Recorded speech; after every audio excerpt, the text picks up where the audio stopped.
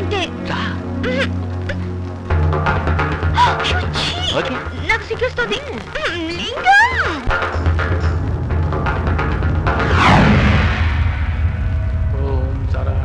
పరమేశ్వరరావు, ఇలా రా.